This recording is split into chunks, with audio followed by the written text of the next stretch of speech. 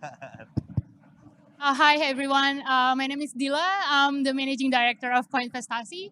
So, uh, hi, thank you, Mel.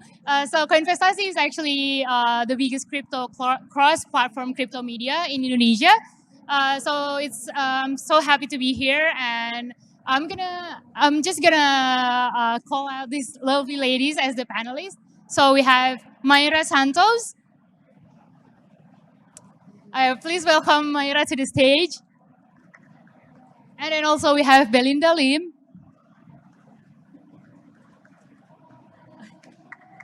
Melissa Kurtan, and also Laura Beta. All right. So I think we can take a seat, everyone. All right. So if you haven't already guessed from these lovely ladies as the lineup from for this panel, so I'm just gonna today I'm gonna be moderating on the discussions about how blockchain technology could actually accelerate economic growth by removing the barriers. By removing the barriers for women and other underrepresented groups to contribute towards the GDP. So before we start, it's good to know all these panelists. So I'm gonna let you to introduce yourselves and maybe share us a little bit about your experience on what is actually got you started into Web3 space. So maybe we can start from you, Mayra. Thank you so much. Thank you so much for inviting me, for being here for this amazing event. My name is Maíra. I'm from Brazil originally. And what called my attention towards Web3 was, I think, being from Brazil, because I grew up, although not facing personally some challenges, but in a very financially challenging country. Everybody around me was suffering, and the currencies were changing. Inflation was 1,000%. It's like insane to think of, and that was always like a subject that really interested me: economics, and how could we create a better world for more people, a world that could represent all these differences and allow people to thrive, not to survive. And when I started hearing about crypto in 2017, that was the thing that made me interested in it. I was working with sales at a time, and I started learning and investing in Web3. And in 2018, I met my co-founder at Unit Network, Michael Healy, and then we started doing some work from there. In 2020, I got to work exclusively with that. Unit Network is a tokenization platform that allows everyone to create their own token, seamless, it's very easy, and it's a marketplace where anyone can invest in all these other projects, and they don't have the barrier of not having been born in the right country or not having enough money, things like that. So it's really exciting. I'm really excited for the future of Web3 and what that can bring for diversity and All right. Thank countries you, like Indonesia. Mayra, for your Thank you. introductions. So maybe Belinda, can you go ahead? Hi, I'm Belinda. I'm the co-founder of Me3.io, as well as the Singapore representative of Women in Blockchain Asia. So from similar to Maya, right, that I started in crypto about 2017. So at the point in time, I have to admit, I started because Bitcoin price was going up. And I was like, oh wow, what is this asset that was so easy to buy, and I just wanted to be part of it. But prior to that, I was actually working in cloud computing as a business manager. And to me, it was very fascinating how blockchain could actually increase security and allow for the exchange of value over the internet. So I was like, okay, this is really cool. So I quit my job and I just went to crypto full time. I was doing consulting. So back in 2021, actually mid of June last year, I co-founded a blockchain wallet company because I felt like I want to work in blockchain, but I'm not really done a blockchain product before. So to me, that was my first big step into blockchain. So what Me3 does is that we are really a wallet ecosystem partner targeted in Indonesia. Our main aim is to bridge Web2 to Web3 gamers. Starting because one of our investors, some investors is Toko Crypto, one of the largest exchange in Indonesia. Also EVOS, one of the largest esports company in Indonesia. So a lot of things they find that like when engaging with their community of gamers, that was a big issue. if you can't like have a wallet to be part of the ecosystem, you can't really get started in crypto. So I think this is what we are already solving in the market. So for women in blockchain Asia, it's really set up because a lot of us who are veteran in the space just felt that we are not seeing enough equality. And I think we need to do a concerted effort to do and promote the women agenda in the market. All right, thank you, Belinda. Okay, Melissa? First of all, I would like to thank to Favors for having us here and organizing this amazing event with Expo. Um, so I'm one of the three founders of S21. S21 stands for Satoshi 21 billion digital supply, and we are a tech-oriented crypto projects founders, developers, investors, generally crypto professionals group based in Bali, let's say, but it's an international group now. And we've been organizing seminars to learn from each other's experiences. So why do we care about Satoshi, Bitcoin tech, and Web3? Why women? Why now S21 and Women in Blockchain Asia powered S20 Favors event now?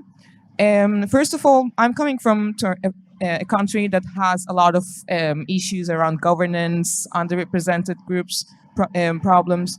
And the way I got into crypto was mainly 2-3 years after I started learning about blockchain, specifically because we didn't have that empowering knowledge of any investment tool mainly. And I work with startups for like more than 4 years now, and as a business strategist. And as a person coming from the Middle East and around those places, you always have that burning flame inside. You want to solve actual people's problem, and that's why with S21 and whenever we are talking about anything blockchain, social impact, and everything, we are always trying to bring that out and use and highlight the importance of technology to solve some people's actual problem. And that's why I was in blockchain. And I realized at one point, after working with a lot of crypto project startups, I realized whatever you want to make difference, you can actually use the technology to do it in a more effective way. Because eventually we are talking about an equally distributed rights to over profit. So that would be my answer to why we are doing it and why we are doing this panel now with the amazing ladies in the space. That's a really great answer, Melissa. Thank you. So, Laura, can you go ahead? Hi, I'm Laura, founder of HapNow, an app that works in the phygital space. And we combine people and brands and putting the experiences together, bridging that gap. So, how did I get into Web3? Well, if you launch a travel app during COVID, it's not exactly the best time to do that. So, that entire project, I put it aside and that was scrapped. During that time, I educated myself. I had 2 years to study. I was already in the crypto space, but I had the opportunity then to study NFT, Web3, all the technology that was out there. And I thought in the new version, the new superfied version of the app, we're going to use all of this technology that's available today. And as the women have said here before, when I went down the rabbit hole of seeing what was available, of being part of this new revolution, the revolution where it puts your everything back in the hands of the people. It gives you all the rights. It makes a level playing field. It has so much opportunity. It really doesn't care about who you are, what you look like, where you come from. If you want to explore and really, really use its technology, the sky's the limit of what's available to you. All right, thank you, Laura. So I'm gonna circle back to your point later. But now, for the first question, is that for this panel specifically, we are going to talk about how blockchain technology could help include women and other minority groups into the economy. So, because before this panel, I actually trying to research a bit about the statistics number. So, actually, women in Indonesia alone is only 54% of working age women is in active labor and actually contributing to the economy compared to 82% of men. And we're not seeing a lot of representations of minority groups. So my question is, what do you think is the main problem or main challenges that we as women and minority groups are facing in this current system? So maybe we can go from Mayra. So, what is the problem that women are facing to be part of the workforce? I think the main problem is education. And yeah, I think that's the problem. And we created, Unit Network created a free educational program for blockchain literacy, call it Unit Masters Program, to kind of address this problem. Of course, it won't solve all the problems in the world, but it's going to help professionals trying to onboard into Web3 or migrate their careers to a career with more opportunities. And yeah, I think education is the answer for that. And we're super proud, although this space is still male dominated, we have 40% of our students women, and that's an amazing number. Yeah. We have been investing a lot in initiatives from women and minority. We promote our program in underrepresented places in the world. So we have a lot of students from Africa, Southeast Asia. So that's how we are trying to address that. And if people have access to financial education, I think we can up level their opportunities. Yeah, that's really great. I mean, like just like you said, it may not like solve all of the problems in the world, but I think like every steps matters. So yeah, do you have anything to add, Belinda? Okay, so Melinda Gates has a book called The Moment of Live. So what happened in the book is that women generally take more mental load of managing the household. This is not accounted for. So what it means is that generally speaking, like say if your kid is sick, the women are expected to take care of the kid. So in this way, actually in terms of career-wise, it's quite damaging. So imagine if your kid is sick, maybe a few times a month, in a year, right? The women have to take leave. The second point that I think contributes to this factor is that generally women earn lesser than men. So on a family perspective, right, it makes more sense for the guy to go out and then let the woman take care of the household. But what it causes is that there's a huge financial gap between the men and the women. And I think technology can change this. So in fact, in COVID, there's more women coming back to work compared to non-COVID time.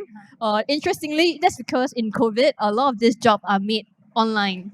So women can actually contribute while staying at home. So I think this is one of the big factor that I think technology has proven that we can do a lot of things. And sad to say for guys, right? Like women are generally more responsible in terms of finances. So if you give a woman the same plot of land compared to a guy with the same resources, the women, according to the statistics, will generate 20 to 30% more yield on the land. So I think that it's just the opportunity and the type of job available. In terms of skill set wise, I don't think there's really like rather maybe in the area that I've seen, right? Education wise, I think we got the same access, but it's opportunity after education that is a big problem.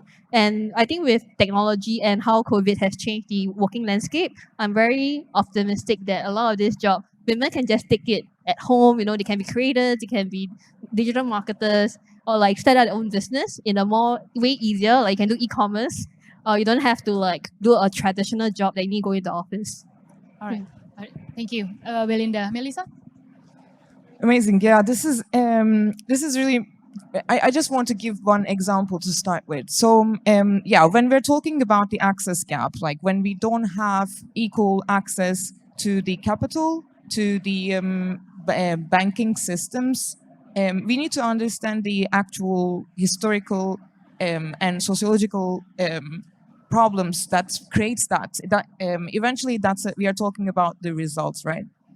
So the banking modules, basically, and all the financial tools, be it DeFi now, they're specifically experience and risk-taking required products. You need to have an investment mentality. You need to have different motivation to get in there and raise your capital with that financial progress. And it's a totally different mindset. So first of all, we don't have that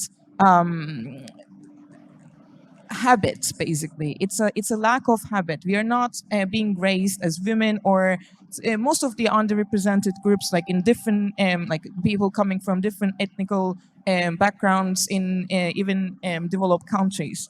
So first of all, there is this exposure as the like as a lack of habit. And then there are that creates the psychological effect that you are intimidated in like applying to a job that requires knowledge of finance, that requires knowledge of technology or anything. So eventually, when we are talking about the capital, the availability of capital to use these products, then there are so many barriers you eventually need to cross to have the capital that's available to start investing. So this is a very holistic problem to tackle with. When we were to when in my country, in Turkey, I was working with a lot of women in the eastern Kurdish cities. So it is a very specific environment there. Like most of the men, imagine a village where most of the men are political criminals, and they're all in prison, and a village totally trying to actually address their own financial problems. So they actually create an economy that like they're producing some things, and but we are talking about very low income families here, and they're taking care of like both the like let's say traditional man jobs, man labor, and their own raising household related things. And when we were trying to help, we got into so many barriers. Like we were trying to fundraise, let's say, and there were institutions and women-oriented institutions that were managed specifically by men. So it was like long hours and days where there's an urgent need there.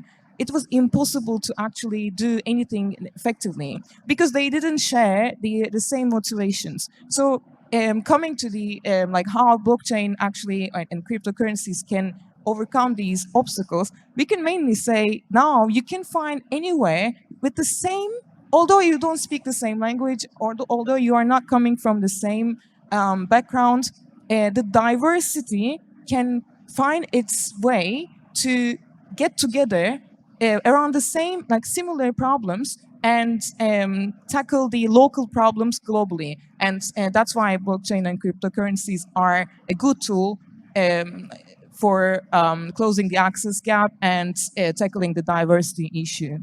Okay, thank you, Melissa. Actually, you kind of like gave a touch on my next questions, but let's move on to Laura. Do you have like anything to add into like what are the challenges? Yeah, I think the other thing is we have to demystify it because, it becomes for women, you see this thing as you're taught in school, mathematics and all this kind of stuff is engineering, all that's for boys. But I think we need to mystify it and put it in arenas that they care about. It's in fashion, not that women are only in fashion, but in arenas that they can understand as an entryway, or and as an entrepreneur, the ability to have freedom. So if we kind of demystify it and put it out into the world in a more way that they can understand it, I think more people will be attracted to it. And as far as money being available to us, all the big boys are more comfortable giving it to men. So when you look at all the money that's being dispersed for projects, it mostly goes to a man. Or I'm also asked, is there a man co-founder with you? Because that makes them feel more comfortable. So it should be based on the actual project and the actual team and the actual usability. Like, does it have a purpose? Does it solve a problem? So if women start to think of a problem that they want to solve, and then how can they use this technology to solve that problem, instead of just thinking about it as cryptocurrency and blockchain, but looking at it for real usage, for real solving problems in the world. And I think that would really help. All right, thank you, Laura. So, from your answers, I can kind of like agree that the main problems that women and minority are facing is currently that lack of the same opportunity and lack to capital, and also maybe there's some kind of like cultural things that. Cultural beliefs or maybe old values that comes to give more value to men towards rather than towards women to add to make people think that men are actually more valuable than women, but it's not the case actually, right? So I'm gonna move on to the next questions. How do you think, like Belinda has also already mentioned earlier that during the pandemics, actually women get into more jobs because it's more because the technology is actually helping us get more available jobs online and etc. So my question is, what do you think? How can blockchain and cryptocurrency as a technology can help us as women and also the minority groups to actually contribute more and be included in the economy? Maybe Laura, can you give more like an example for it? Well, I think for Indonesia in particular, for Indonesia, think about in the 1980s what happened with Japan, with the middle class, and then think about Russia, and then think about America in the 1950s. In the 1950s, the technology was a massive boom, and anytime there's a massive boom, that gives an opportunity for people who to jump to a middle class. And I think that Indonesia is the only place in the world right now that has that mass adoption to have that middle class make that jump. So the opportunity there is huge. So I think that's the future for Indonesia and what's available to them. All right, Melissa, do you have anything to add? Yeah. So cryptocurrencies and blockchain. So eventually, let's start with the accumulation of power. That's what we are trying to fix, right? And then we can talk about healthy redistribution of power, capital, recruitment, everything. So to understand the dynamics of like how actually we accumulate power around certain individuals generally comes with the identity politics of like the same sort of people, same sort of groups like men, the white people, Asians. It can be anything basically. So how do you like what is the actual problem that comes with it? Eventually, it's the exercise of that power, and capital is usually equal to that. So sometimes cryptocurrencies and blockchain, the design of the actual product may not solve it. But what we are talking about is basically like that having the biggest potential to fix things when we are talking about decentralization. And eventually, you don't need to convince a certain group that are coming from the same sort of background that have their own affinity to understand each other better. And understanding is the understanding is the ground of it. Like eventually, like you share your own capital with other people, you invest in projects and everything, and we are people who want to find that affinity and similarities basically.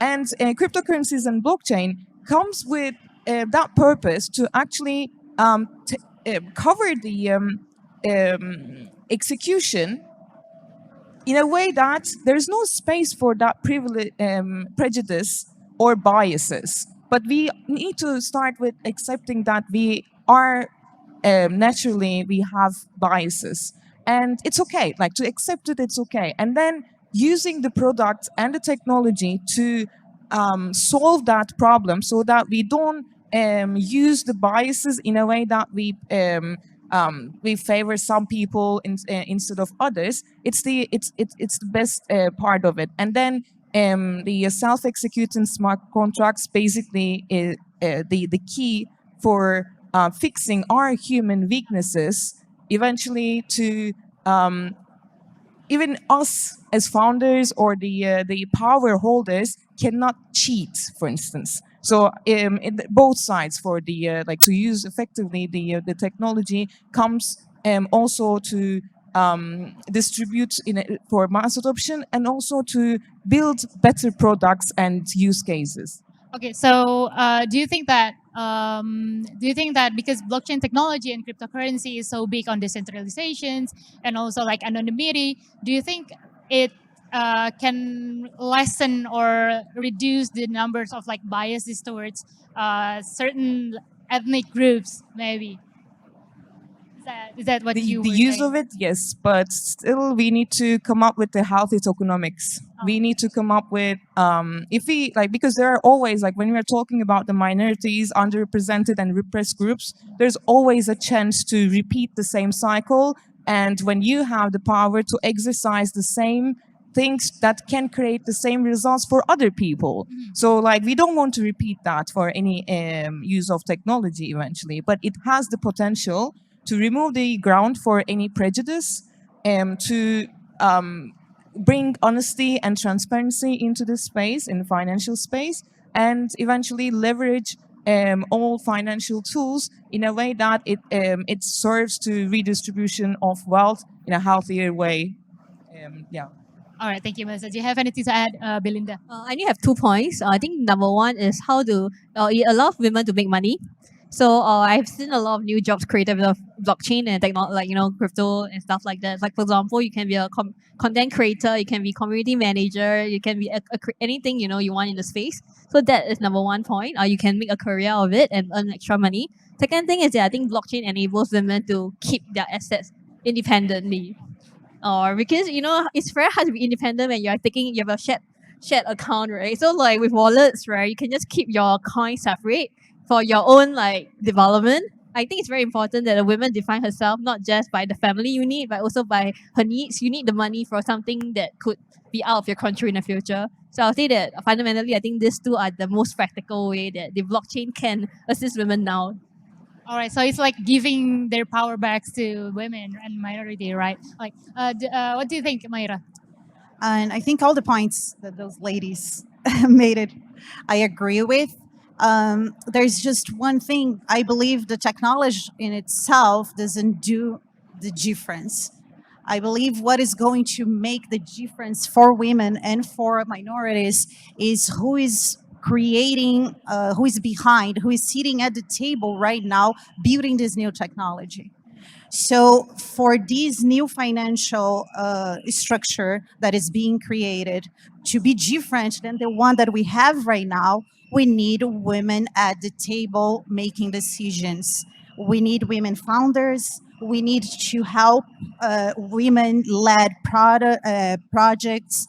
So those are the people creating this new market, this new industry, because otherwise it's just going to look exactly like the one that we have right now, but on another digital sphere.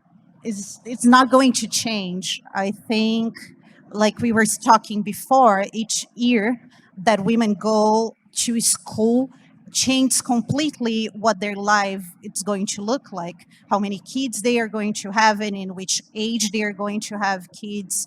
So I think it starts with education on the level of what you were talking in Indonesia, and on the level of how can we working on this industry can change things is women investing in women, in my opinion. Thank you, Mayra. So maybe moving on to the next question is like, we all know that the pandemic hits hard on all of us, not just women, not just minority, but everyone is affected by the pandemic. People lost their jobs and lose their access to money, etc., etc. So can you give us like the specific example of real life applications of blockchain, how blockchain technology and cryptocurrency can actually help us to gain more access into contributing to economy. Maybe Laura, can you give us your thoughts? Yeah, so a real use case of it is one that we're working on now with a partnership with Neftopedia is me as an American, I cannot use a lot of the Indodax and a lot of the stuff that is here.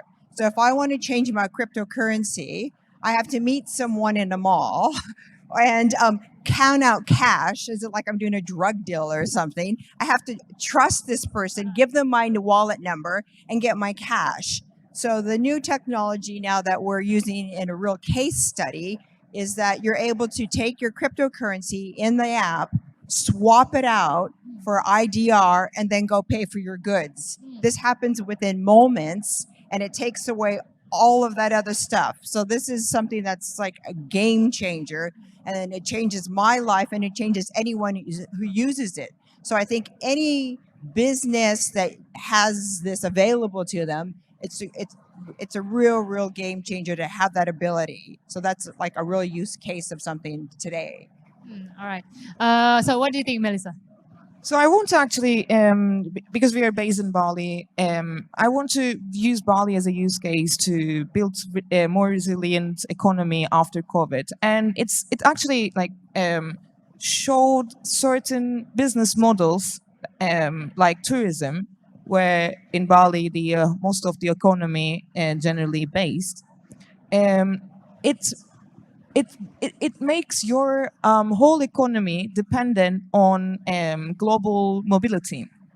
So what happened at that time? Like people were like had to invent ways to make money, like try to sell something to like from houses to houses and everything, and all these different things actually can have can be empowered like these little economies in a global way by the use of technology. So eventually, like there are a couple of projects. I mean, only in Expo during this Expo I met, and they're using, and also Bali Blockchain Center's activities. They're using these technology to already solve an economic problem, also an environmental problem. So it's kind of like getting important to understand what problems that we need to solve, and how to build the products and the economy in a way that it is resilient to global pandemic might be one, but global crisis eventually. And shared economies, circular economies, basically, like if the main business is not just feeding the founders, because when we are talking about democracy, usually like there's one thing that I want to like highlight generally. We've been talking about democracy, but eventually at the workspace, it was never democratic. Like we never observe any democratic business way until now. Now we have that chance. Now we have the chance to actually make the businesses in a way that anyone from anywhere can join, can invest, can share their knowledges. For instance, like Indonesia has the biggest potential for the digital device usage and like the Web2 apps and everything. And now they can work all around the world. And this is very important because they're going to bring more money and they're going to spend in IDR, and it's eventually going to help the country's economic growth as well. All right. Thank you, Melissa. Belinda? I think similar to what Melissa said, I think the biggest use case for Indonesia now is probably the creator market. If you look at the traditional web tool like Facebook, YouTube, right, their take rate is about 100%, means that the creators don't usually get a lot of money out of it. So for the creator market, it means that, like, for example, I'm an influencer, I can actually receive money from my followers. The OpenSea, I think the OpenSea rate is about 2.5 or 3%. So it means that 97% of the proceeds will go to the individual creator. So that to me is potentially quite a game changer, where a lot of this power taken back to the individual creator. Thank you, Belinda. So maybe as because because the time is already over, maybe Mayra, can you like wrap us up on this? Yeah, they are there waiting for us to finish. How blockchain can help after COVID. I think going back to communities a bit of what Melissa said, I think COVID taught us that we need the community, that we need each other, And I think the possibility of having your own DAO and creating your governance with this technology can really change the world, can make in, can make communities become enterprises and people be able working together to have a better lifestyle, because right now we are like islands, right? Everybody having to figure everything out by themselves.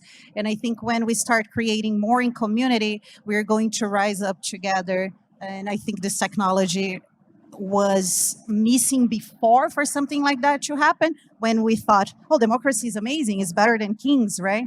But now there is something better, and I think we are going to figure that out, that smaller communities and people really working together towards what they believe is the future. All right, thank you so much, Mayra. All right, guys, that is for these lovely ladies. Give it up to these lovely ladies. Thank you so much for having us. Thank you, Favors. Sure.